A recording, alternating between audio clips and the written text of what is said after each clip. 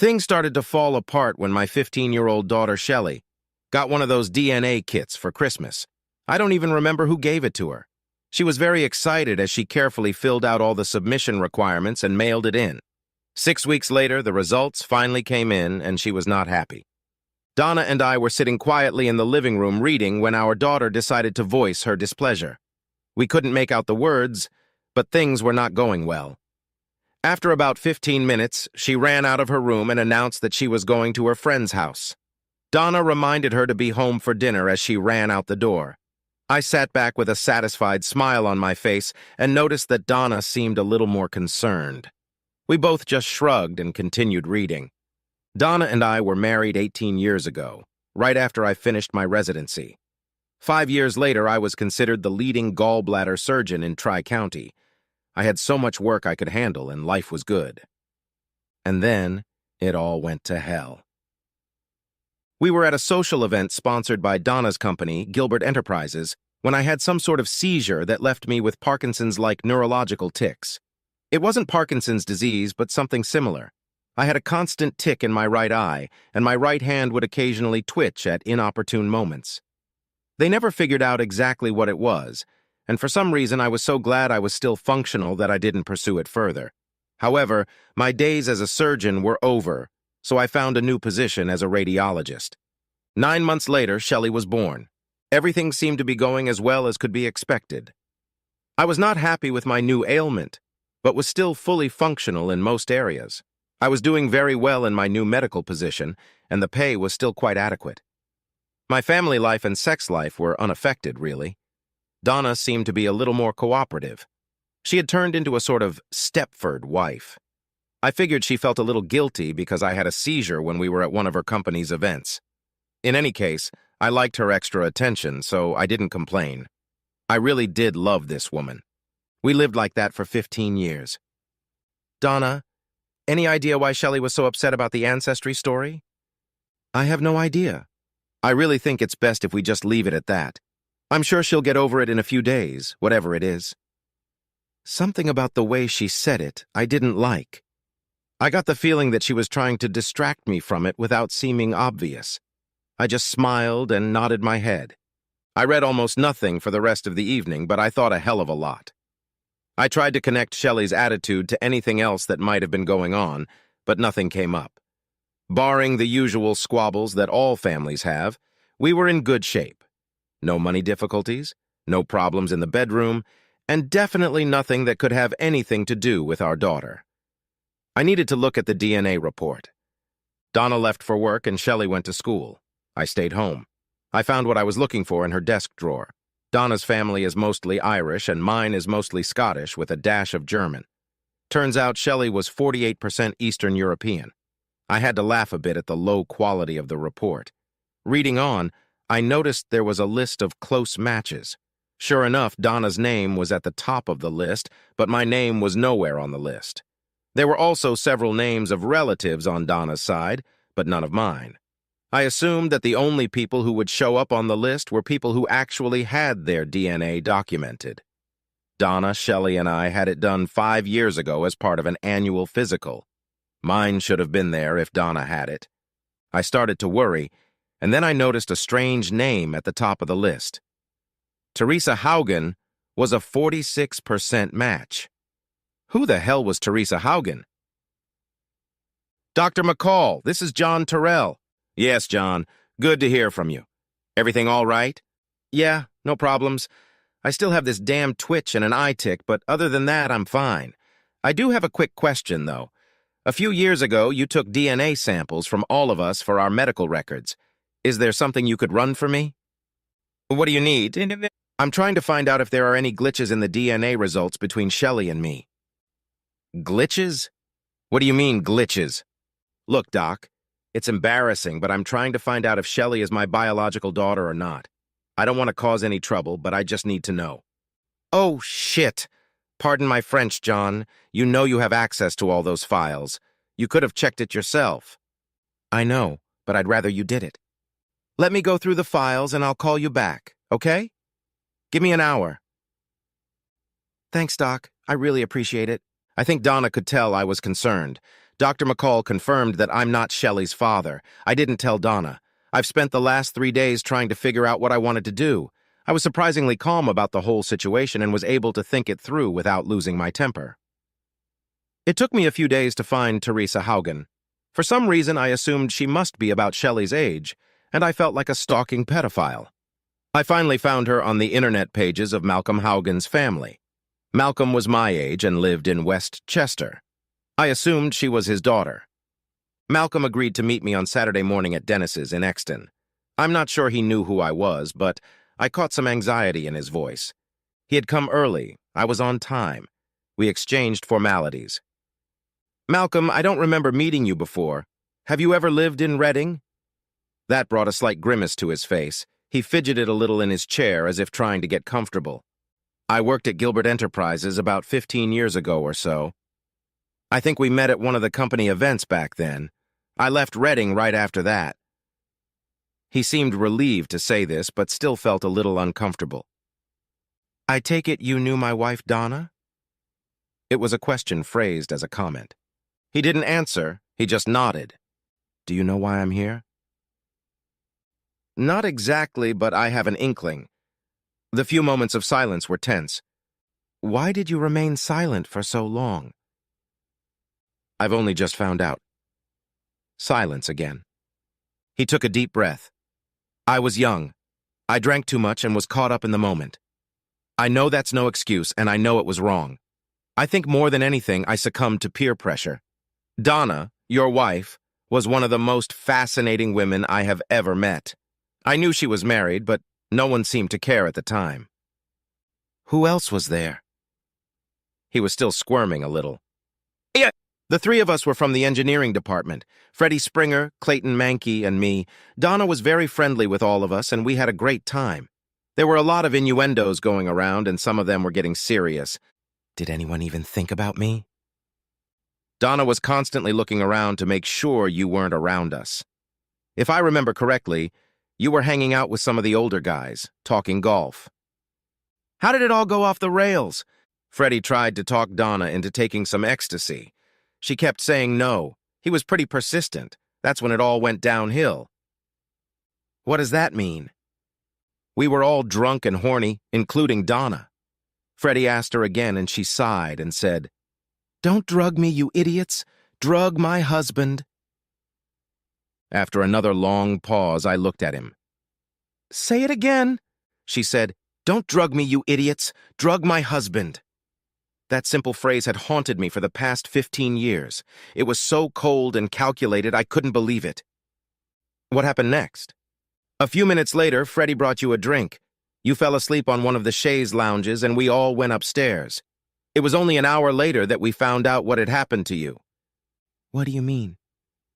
"It seems you had a bad reaction to the medicine Freddie gave you, and they had to rush you to the hospital. Donna didn't even know about it until after you were gone. I didn't say anything. First thing Monday morning, I quit my job and came home to West Chester.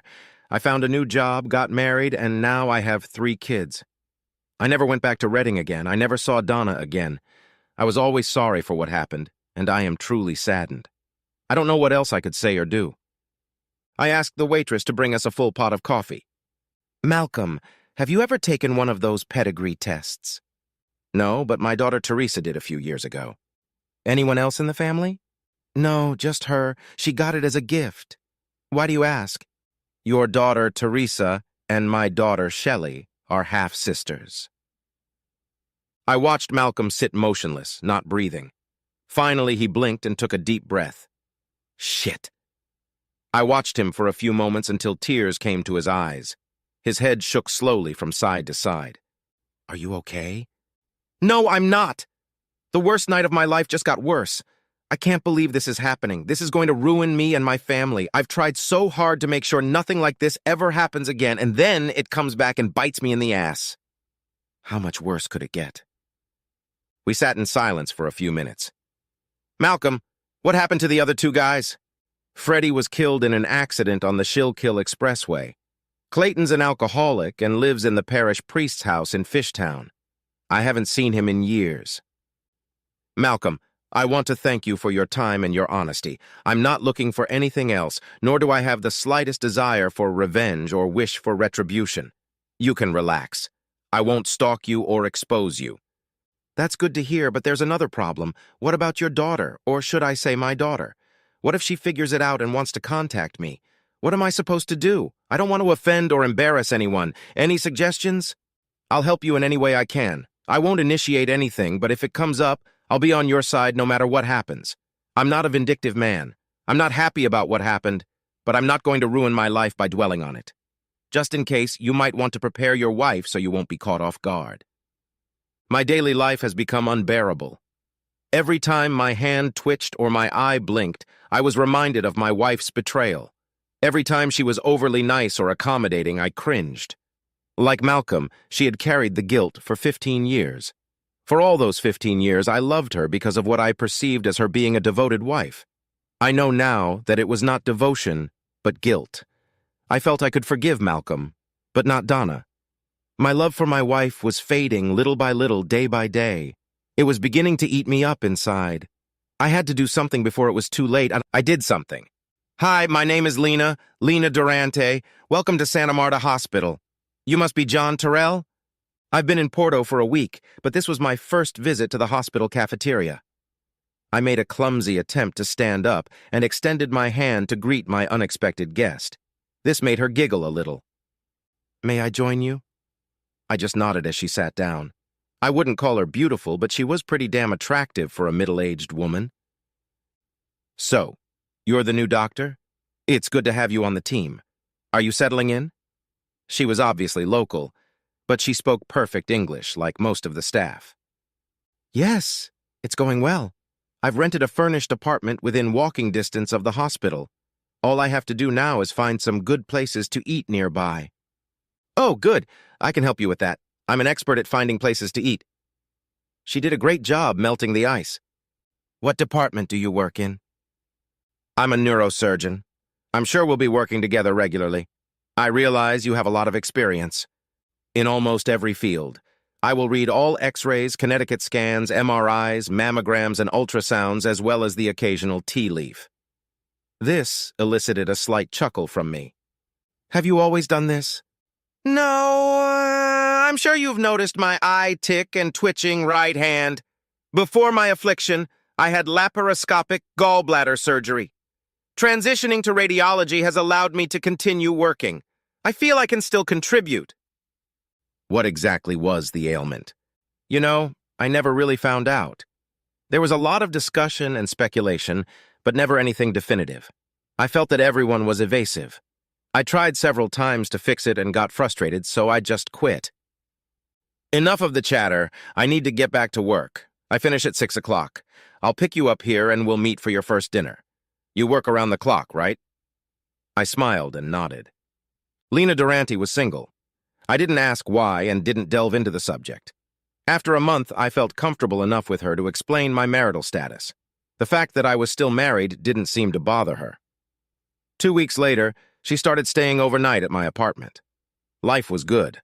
I had no contact with my wife or daughter. My relationship with Donna grew colder and colder before I left, although she kept trying to keep it going. The problem was me. She tried to get me to explain what was wrong, but I never could. Shelley became completely withdrawn. I tried to keep the relationship going, but she ruined it. It got to the point where we barely spoke. She never explained what her dissatisfaction with me was. I didn't ask, but I think it was pretty obvious that it had to do with that damn DNA test. I didn't tell Donna I was leaving. I just left her with power of attorney to sell the house and took half of our savings. She had a good job and would have no problem supporting herself and Shelley. I'm sure she would have sold the house eventually. I also kept my wedding ring. Let her figure it out on her own. Donna never tried to find me or contact me. If she knew where I was not privy to it. John, I have set aside a time to meet with you on Friday at 9 a.m. at my clinic. It's a regular thing, so don't worry too much about it. Lena tried to sound casual. It doesn't make sense, and you know it. What's going on? It's the eye tick, John. I just want to check it out a little bit. Don't you think I should see an ophthalmologist? Dr. Perez will be there. He's the best we've got. We're not gonna do anything, just take a look around. Lena, I don't trust you. I know shit when I smell it. Just shut up, John. Be there at 9. Well, Dr. Perez wasn't there. The anesthesiologist was there, however, and before I knew it, I was sound asleep. Lena was sitting by my bedside when I came to. She was smiling at my obvious displeasure. Are you mad at me, John? I didn't really feel like talking, so I just mumbled to her. It didn't take me long to realize it. I no longer had the eye tick or the hand twitching. I raised my right hand and stared at it in amazement. It was as hard as a rock. My hand immediately went up to my head, and Lena started laughing as I tried to fumble for the bandages. There weren't any. It's a laparoscopy, John. You of all people should have realized that. I gave her an idiotic look, as if asking her a question. Chin up, idiot. And she laughed again. Over the next few months, I worked in the surgical department to get recertified. I decided to stay in the radiology department and just fill in if any gallbladder surgeries were needed. Everyone was happy with the new arrangement. Lena and I went to live together, and things went very well for the next 2 years. I think she would have liked to get married, but given the circumstances, she didn't want to push for it. It was a warm summer day, and I was sitting on the veranda with a bottle of Lancer's Rose. John, you have a guest. Lena was silent for a moment. I'm going down to the market for a while. She didn't wait for an answer. Hey, John, it's been a long time. It's been almost 4 years since I last saw my wife. She still looked good, but there were some tired circles around her eyes. Donna, you look good. Can I offer you something to drink? Wine would be lovely. She sat down while I took a glass. We were silent for a few moments. We chatted about the house, the weather, and her flight. Finally, I couldn't take it anymore. Donna, why are you here? What do you want? I just wanted to calm down a little. I want to take stock so we can move on. I need some answers to some questions, and I have a feeling you need them too. You've been reluctant to talk before. I think I understand why. I just need 30 minutes or so. You flew 15 hours to talk for 30 minutes? I'll have to do it in private. All right, keep going. After a year, I realized you weren't coming back.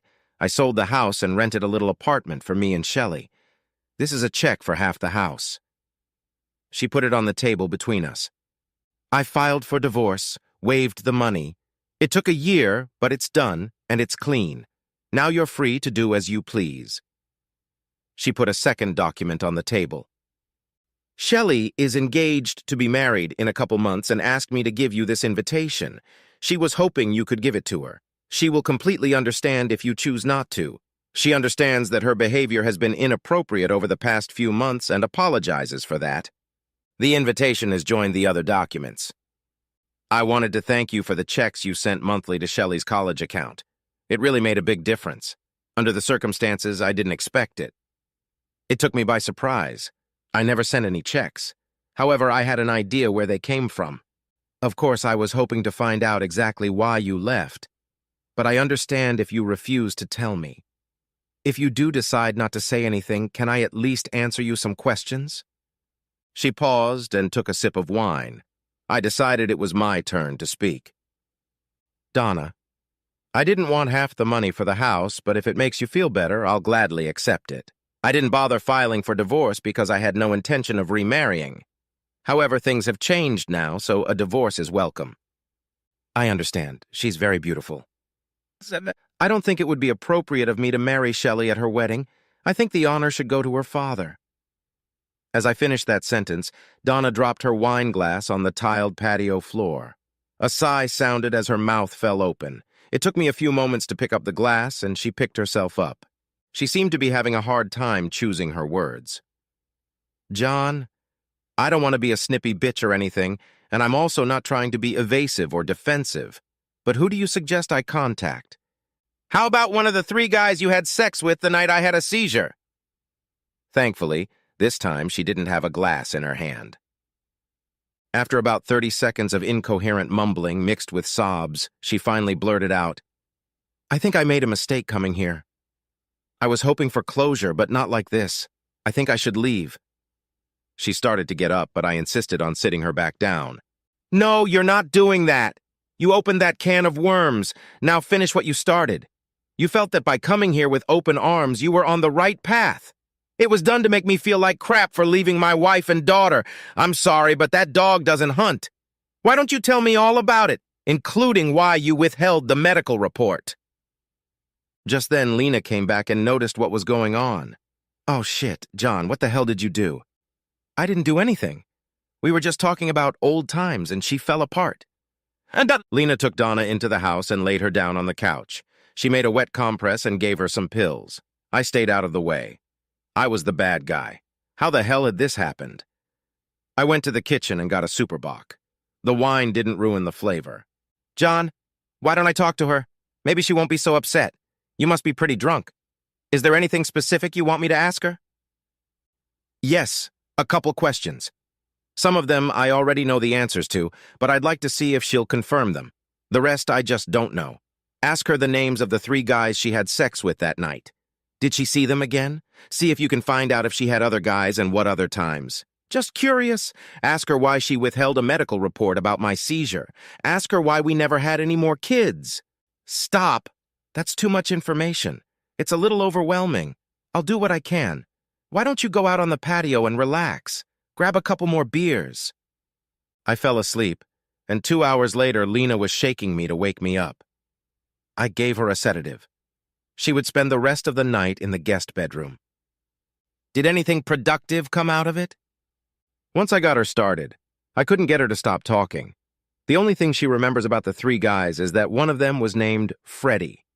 He tried to get her to take some kind of drug, but she remembers that she kept refusing. She didn't admit to advising him to drug you. I don't think she'll ever admit it. So how did the sex go? She didn't say, but from the way she described it, it must have been pretty good. It sounds like it was a one-time thing. I don't know why she did it. I couldn't get any hints of any other cheating. She never saw these guys again or heard anything about them. She suspected that one of them was Shelley's father, but never found out again. She freaked out when Shelley got a DNA test kit for Christmas, but didn't know how to handle it. She assumed you figured it out, and that's why you left. Wow, that's a good resume. That explains a lot. She also asked why you no longer have the eye tick or twitching. I explained to her that it was easy to fix and should have been done years ago, except that the diagnosis was hidden for some reason. This caused another bout of sobbing, so I just left her alone. She should sleep until morning. It's hard to believe, but I once loved this woman. I always thought this kind of love lives forever, but it's not true. I spent 15 years fighting for something I wasn't supposed to have. All the attention and love she shared with me over the years was just a way to cover up her betrayal. It wasn't love. John, you sound bitter. Lena, I have to go away for a few days. When Donna wakes up in the morning, can you make sure she gets to the airport? Tell her I'm not coming to Shelley's wedding. Also let her know that the checks she received were from Shelley's father, not me. Where are you going to go? She asked. I don't know. It's only for a week or so. You'll be here when I get back, right? Of course I will. Promise me you won't drink too much. Call me. That was the end of that part of my life. I never saw or heard from Donna or Shelley again. Lena and I didn't get married, but together we bought a nice little villa near Porto.